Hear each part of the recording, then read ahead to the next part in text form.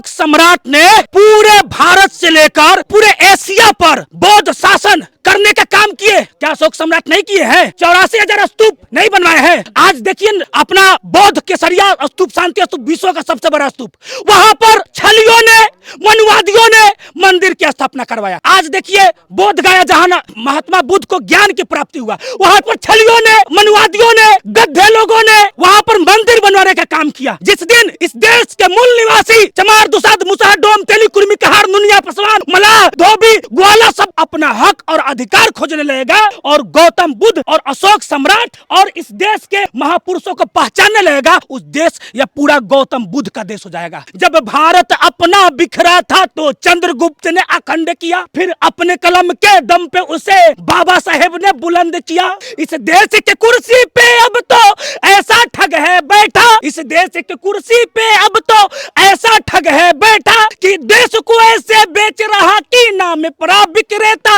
ओ चाय बेचते बेचते बन गया देश विक्रेता। आया देश विक्रेता, देखो आया देश विक्रेता। तलवार बदल सकती है, तलवार की धार बदल सकती है। जिस दिन हमारा बहुजन समाज जाग कर अंगड़ाई लेगा तो दिल्ली के तख्ताज बदल सकती है, तख्ताज बदल सकती है। बलि बकरे की दी जाती है, शेर की नहीं। अगर एक धर्मेंद्र सम्राट या चंद्रशेखर आजाद मरता है तो हमारे भारत देश में करोड़ों चंद्रशेखर आजाद, धर्मेंद्र सम्राट पैदा होगा, क्योंकि मौत से किसकी है रिश्तेदारी, आज मेरी तो कल तेरी है बारी। गांव में भोज होते हैं तो परमीन की व्यवस्था होता है। चमार के दुसाध पे नहीं खाएंगे, दरवाजे पे नहीं खाएंगे, दुसाध के दरवाजे पे नहीं खाएंगे, धोबी के दरवाजे पे नहीं खाएंगे, मुसहर के दरवाजे पे नहीं खाएंगे, बहुत ऐसे जाति है मेस्तर के दरवाजे पे नहीं खाएंगे। और यह जो प्रथा बना हुआ है असमानता की प्रथा, नहीं खाने वाला प्रथा, मैं आपसे पूछना चाहता हूँ और बहुजन समाज से पूछना चाहता हूँ, जो आपके दरवाजे पर नहीं खाता है उसके दरवाजे पर आप जाकर क्यों खाने का काम करते हैं? आप भी उसका बहिष्कार कीजिए। वह तो खुद अछूत है और एक अछूत अगर तुम्हारे दरवाजे पर आकर नहीं खाता है तो घमंड की बात मानो।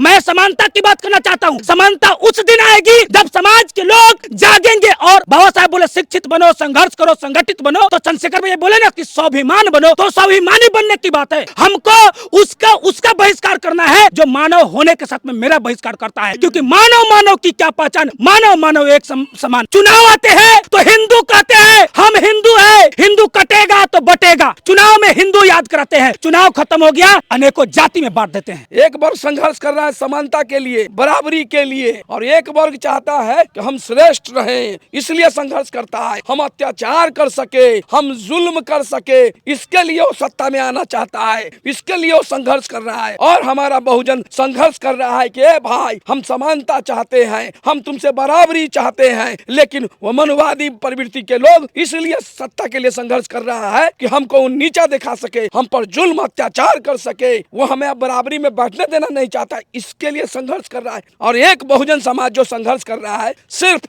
बराबरी के लिए, समानता के लिए, उसको भी समानता देना चाहता है। चंद्रशेखर आजाद जो लोकसभा में अपना तेवर दिखाते हुए जो पीठासीन है ए राजा, उनको कहा कि आप मुझे रोक रहे हैं, बोलने से रोक रहे हैं। भारत में आज भी घोड़ी चढ़नी बैठते होती है सर, क्या दलितों को यहाँ भी बोलने की इजाजत नहीं? सर अगर सबको 4 मिनट दे दो, ये भेदभाव नहीं चलेगा दलितों के साथ। Time is 4 minute, don't waste. भाई सर आप चेक करो, अगर सबको 4 मिनट दिए तो आप मना करो, मैं बंद कर देता हूँ इसको। क्या दलितों को सबसे आखिरी में नंबर मिलेगा और बोलने का मौका मिलेगा? क्या मजाक कर रहे हैं सर आप? नो ये all independent people are having only 4 minutes. You take sir independent में अपनी पार्टी का मेंबर हूं सर, और जीत के आया हूं सर, किसी के दया में नहीं आया। यह बताना चाहते हैं कि ये जो 543 सांसद जो सांसद भवन में बैठे हुए हैं, वो सभी सांसदों में से एक अलग है चंद्रशेखर आजाद रावण, जो कि संविधान की रक्षक है। और बशर्ते जितने भी सांसद हैं जिनको आप नेता कर रहे हैं या चुन कर गए हुए हैं, जो कि संविधान की बात करते हैं, जय भीम बोलते हैं और संविधान बचाने की तो बात करते हैं, पर संविधान की ज्ञान उनके पास नहीं है और कहते हैं हिंदुस्तान हिंदुस्तान। संविधान के पहला पेज में वह पहला आर्टिकल में बता दिए हमारे नेता भगत सिंह उर्फ चंद्रशेखर आजाद रावण, इस देश की भगत सिंह, दूसरा भगत सिंह चंद्रशेखर आजाद रावण, राहुल गांधी जैसे बड़े गांधीवादी नेता और मोदी जैसे नरेंद्र मोदी, अमित शाह के सामने में दहाड़ कर बोल दिए कि संविधान पहले पढ़ लो और पहला पेज को देखो, उस पर हिंदुस्तान का जिक्र नहीं है, उस पर भारत और इंडिया का जिक्र है। और तुम किस संविधान को बचाने की बात करते हो? मैं आपके चैनल के माध्यम से कहना चाहता हूं कि भारत किसी के बाप का जागीर नहीं है, यह भारत देश किसी के बाप के जागीर नहीं है। जो कोई कहता है गीता से चलेगा, तो कोई कहता है कुरान से चलेगा, कोई कहता है बाइबल बिल से चलेगा, यह भारत के संविधान से चलेगा, भारत के संविधान से चलेगा। उस संविधान की रक्षा करने की बात करते हैं भाई चंद्रशेखर आजाद रावण। एक चंद्रशेखर आजाद रावण आज संसद भवन में इस प्रकार की गमछा लेकर जाते हैं, नीला गमछा। चंद्रशेखर आजाद रावण के अलावा या जो 132 सांसद जो आरक्षण के दम पे वहां सांसद भवन में बैठे हुए हैं, बिहार विधानसभा में 40 विधायक जो आरक्षण के दम पर बैठे हुए हैं, उन विधायकों को, उन सांसदों को या अगर वो पद मिला हुआ है तो बाबा साहब के संविधान के बदौलत मिला हुआ है, लेकिन वो बाबा साहब के नाम तक लेना सांसद भवन में पसंद नहीं करते हैं, क्योंकि नाम लेंगे तो बीजेपी वाला उनका टिकट काट देगा, कांग्रेस वाला उनका टिकट काट देगा। इस देश में जितने भी बड़े बड़े पार्टी या छोटे छोटे क्षेत्रीय पार्टी है उनका टिकट काट देगा। लेकिन मेरा भाई चंद्रशेखर आजाद रावण वो किसी के छत्र छाया में नहीं सांसद बना है। वो गरीब, वो किसान, वो मजदूर, इस देश की माँ, इस देश की दलित, इस देश के विवश, इस देश के पिछड़े, इस देश के आदिवासी, इस देश के मूल निवासी, इस देश के मुस्लिम भाई, सबके सपोर्ट से किसानों की आवाज, मजदूरों की आवाज, बेसहारा की आवाज, इस देश की संविधान की आवाज भाई चंद्रशेखर आजाद रावण संसद में जाकर दहाड़ने की काम करता है और मनवादियों के सीने पर भारत का झंडा, भारत का तिरंगा और भारत की संविधान को लहराने की काम करता है और बचाने की काम करता है। अभी देश में एक परंपरा चल गया है कि मस्जिद के नीचे मंदिर खोजो, हमारे देवता के मूर्ति निकल जाएंगे। तो इस पर चंद्रशेखर आजाद से पूछा गया, क्योंकि इस तरीके से जब भी होता है तो हिंसा भड़क जाता है, देश में अराजकता फैल जाता है। तो चंद्रशेखर जी ने कहा कि जब ऐसा है तो अगर जो बुद्धिस्ट लोग हैं वो कहने लगे कि मंदिर के नीचे बौद्ध मठ है, तो फिर क्या होगा? हम लोग बाबा साहेब के संविधान और बाबा साहेब के मानने वाले लोग हैं। जिस दिन वो जो मंदिर और मस्जिद के चक्कर में पड़े हुए हैं ना, जिस दिन हम लोग प्रोटोकॉल भूल गए और जब हम संविधान के दायरे में रहकर और इस लोकसभा से और राज्यसभा से और कोर्ट से यह मांग करने लगेंगे कि अगर मस्जिद को खोदकर मंदिर निकाला जा सकता है तो मंदिर को खोदा जाए, उसके अंदर बौद्ध स्तूप निकलेगा, शांति स्तूप निकलेगा, क्योंकि इतिहास गवाह है। इस देश को तो कोई कहता है कि हिंदू राष्ट्र बना लेंगे, अरे तुम बनाएगा नहीं बनाएगा तो खैर तुम भूल जाओ, लेकिन यह देश अशोक सम्राट चंद्रगुप्त मौर्य का बनाया हुआ देश है। गाना सुने होंगे, जब भारत अपना बिखरा था तो चंद्रगुप्त ने अखंड किया, फिर अपने कलम के दम पे उसे बाबा साहेब ने बुलंद किया। इस देश की कुर्सी पे अब तो ऐसा ठग है बैठा, इस देश की कुर्सी पे अब तो ऐसा ठग है बैठा कि देश को ऐसे बेच रहा कि नाम पर विक्रेता, और चाय बेचते बेचते बन गया देश विक्रेता। आया देश विक्रेता, देखो आया देश विक्रेता। आप सुने भी होंगे वो मंदिर खोजवा रहे हैं ना, जिस दिन इस देश के मूल निवासी चमार, दुसाद, मुसाह, डोम, तेली, कुर्मी, कहार, नुनिया, पसवान, मलाह, धोबी, ग्वाला सब अपना हक और अधिकार खोजने लगेगा और गौतम बुद्ध और अशोक सम्राट और इस देश के महापुरुषों को पहचानने लगेगा, उस देश या पूरा गौतम बुद्ध का देश हो जाएगा। कह रहे कि बौद्ध मठ निकल जाए, ये कैसे दावा कर रहे हैं आप? बिल्कुल सकते हैं, कैसे नहीं कर सकते हैं? एक अशोक सम्राट ने पूरे भारत से लेकर पूरे एशिया पर बौद्ध शासन करने का काम किए। क्या अशोक सम्राट नहीं किए हैं? 84,000 स्तूप नहीं बनवाए हैं। आज देखिए अपना बौद्ध केसरिया स्तूप, शांति स्तूप, विश्व का सबसे बड़ा स्तूप, वहां पर छलियों ने, मनुवादियों ने मंदिर की स्थापना करवाया। आज देखिए बोध गया, जहां महात्मा बुद्ध को ज्ञान की प्राप्ति हुआ, वहां पर छलियों ने, मनुवादियों ने, गद्दे लोगों ने वहां पर मंदिर बनवाने का काम किया।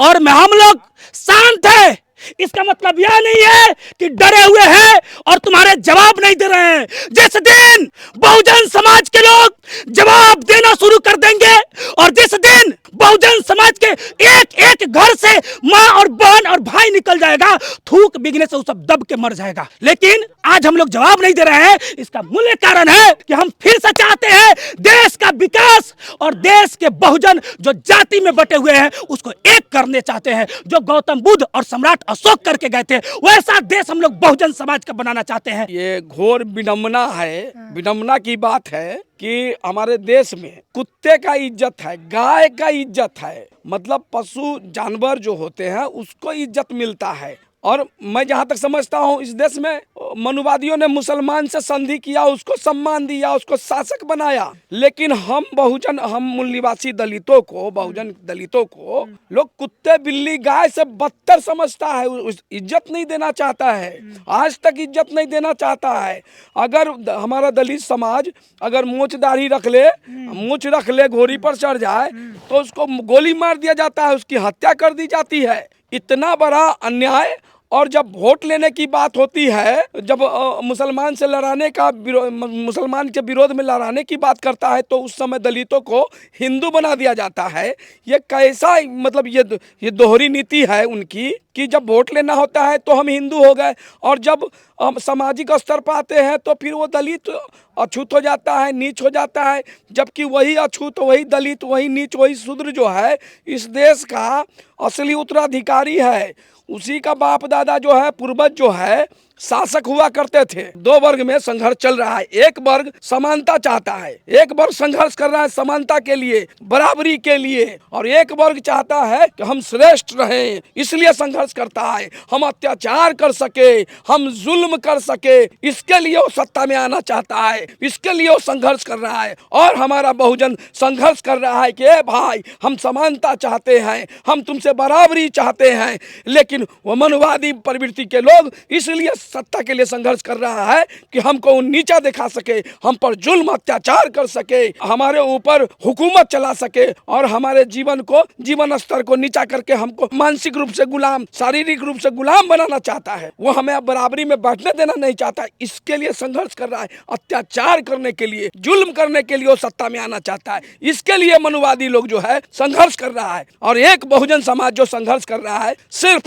बराबरी के लिए, समानता के लिए, उसको भी समानता देना चाहता है। बलि बकरे की दी जाती है, शेर की नहीं। अगर एक धर्मेंद्र सम्राट या चंद्रशेखर आजाद मरता है तो हमारे भारत देश में करोड़ों चंद्रशेखर आजाद, धर्मेंद्र सम्राट पैदा होगा, क्योंकि मौत से किसकी है रिश्तेदारी, आज मेरी तो कल तेरी है बारी, याद रखना। लेकिन लड़ रहे हैं अन्याय के खिलाफ, अत्याचार के खिलाफ लड़ते रहेंगे। सच्चाई परेशान हो सकता है, परास्त नहीं हो सकता है। हमारे समाज को, बहुजन को दबाने का कोशिश किया गया। आज हमारा भाई चंद्रशेखर आजाद रावण जब संसद भवन में नगीना से जीत के गए हैं तो उनके आवाज को भी दबाने का कोशिश किया। पीठासीन ये राजा दबाने का कोशिश किया, चुप कराने का कोशिश किया।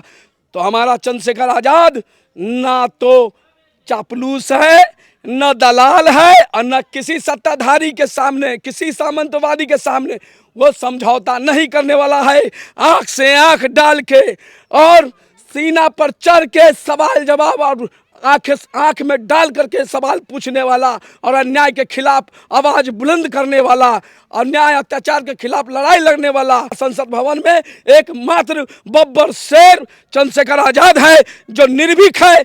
जितना दबाओगे, विज्ञान के दृष्टिकोण से देख लो, प्रकृति के दृष्टिकोण से देख लो, जो चीज दबी होती है, जितना दबाओगे उतना ही बहुजन समाज शांत ज्वालामुखी है, सुलग रहा है। एक बार ब्लास्ट होने वाला है, विस्फोट होने वाला है।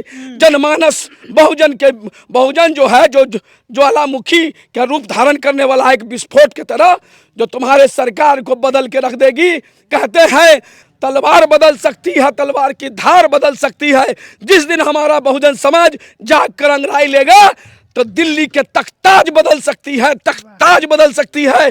तो दबाने का जो आपका मानसिकता है दबाने वाला, वो छोड़ दीजिए, क्योंकि दबी हुई चीज ही ज्वालामुखी की तरफ ब्लास्ट करता है। मंदिर के नीचे बहुत मत दबा हुआ है। हाँ, जो मंदिर के नीचे, मस्जिद के नीचे मंदिर ढूंढा जा रहा है। ए भैया, इतना खुदाई मत करो। मस्जिद की खुदाई करोगे तो मंदिर मिलेगा, और मंदिर के नीचे खुदाई करोगे तो बौद्ध स्तूप मिलेगा, गौतम बुद्ध का शांति स्तूप मिलेगा, अशोक सम्राट का वो बौद्ध स्तूप मिलेगा। ये देश जो है न गीता से चलेगा न कुरान से चलेगा। ये देश न गीता से चलेगा न कुरान से चलेगा। ये देश जब भी चलेगा तो भारत के संविधान से चलेगा, भारत के संविधान से चलेगा। चंद्रशेखर आजाद उस भाषण के दौरान कह रहे थे कि बाबा साहब ने लिखा, संविधान सभा में जब भाषण हो रहा था तो उन्होंने कहा कि जो संसदीय व्यवस्था बना है भारत में, तो उसमें तो समानता है, बट भारत की जो सांस्कृतिक व्यवस्था है उसमें उसमें असमानता है, ये दोनों मेल नहीं खाता है। तो हो सकता है कि आगे जाकर ये जो लोकतंत्र है वो धराशायी हो जाए। वो डर जता रहे थे, तो इसको क्या कहेंगे? अभी तक जो ये सामाजिक बराबरी है वो आ पाया है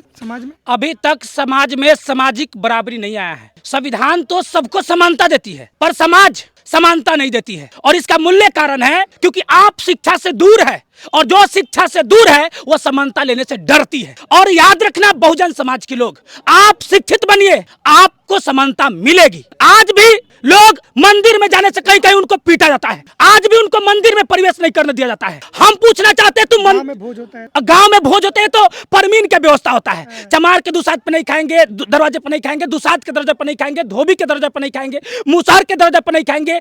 इस तरह बहुत ऐसे जाति है, मेस्तर के दरवाजे पे नहीं खाएंगे। और यह जो प्रथा बना हुआ है असमानता की प्रथा और नहीं खाने वाला प्रथा, मैं आपसे पूछना चाहता हूं और बहुजन समाज से पूछना चाहता हूं, जो आपके दरवाजे पर नहीं खाता है उसके दरवाजे पर आप जाकर क्यों खाने का काम करते हैं? आप भी उसका बहिष्कार कीजिए, वह तो खुद अछूत है। और एक अछूत अगर तुम्हारे दरवाजे पर आकर नहीं खाता है तो घमंड की बात मानो। मैं समानता की बात करना चाहता हूं। समानता उस दिन आएगी जब समाज के लोग जागेंगे। और बाबा साहब बोले शिक्षित बनो, संघर्ष करो, संगठित बनो। तो चंद्रशेखर भैया बोले ना कि स्वाभिमान बनो, तो स्वाभिमानी बनने की बात है। हमको उसका बहिष्कार करना है जो मानव होने के साथ में मेरा बहिष्कार करता है। क्योंकि मानव की क्या पहचान, मानव एक समान। चुनाव आते हैं तो हिंदू कहते हैं हम हिंदू है, हिंदू कटेगा तो बटेगा। चुनाव में हिंदू याद कराते हैं, चुनाव खत्म हो गया अनेकों जाति में बांट देते हैं। तो इस तरह बहुजन समाज के लोग सावधान हो जाओ, बहुजन समाज के लोग एक हो जाओ। बहुजन समाज के लोग जिस दिन आप अपनी ताकत को पहचान लीजिएगा तो एक उंगली को कोई भी तोड़ सकता है, पर उंगली जब मुट्ठी मुक्का बन जाए तो उसको तोड़ना मुश्किल हो सकता है। Thank you.